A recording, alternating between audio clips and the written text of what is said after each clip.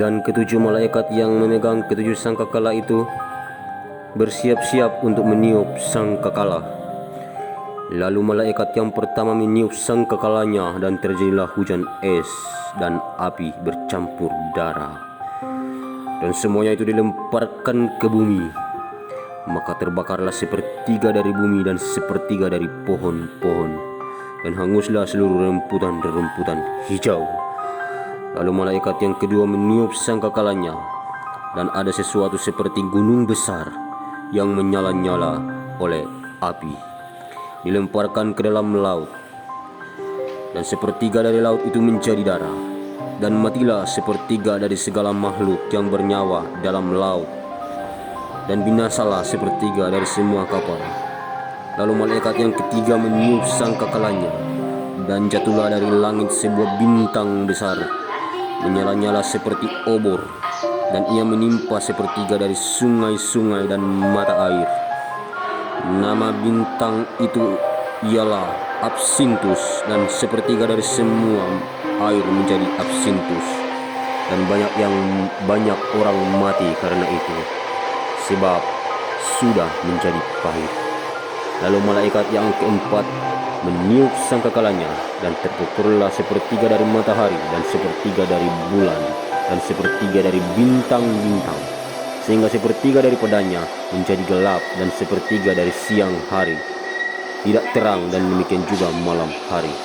Lalu aku mendengar seekor burung nasar terbang di tengah-tengah langit, dan berkata dengan suara nyaring, "Celaka, celaka, celakalah mereka yang diam di atas bumi, oleh karena bunyi sangkakala ketiga malaikat lain yang masih akan meniup sangkakalanya." Wahyu 8 ayat 6 sampai dengan 13.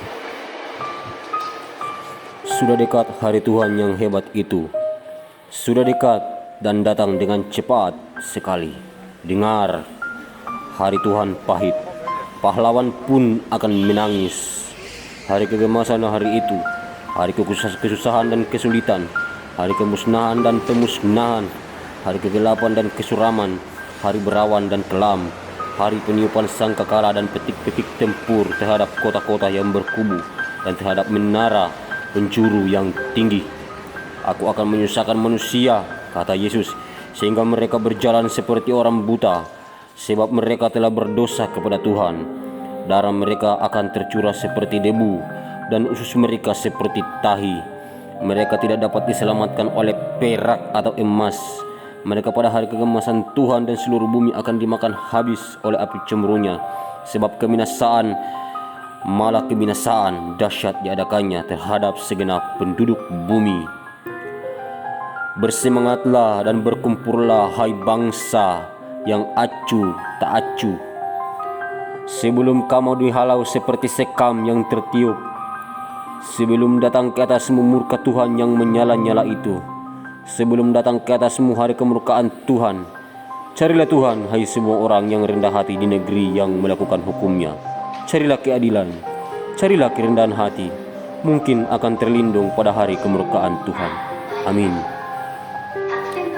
Sepanjang 1 ayat 14 sampai dengan 18, dan sepanjang 2 ayat 1 sampai dengan 3.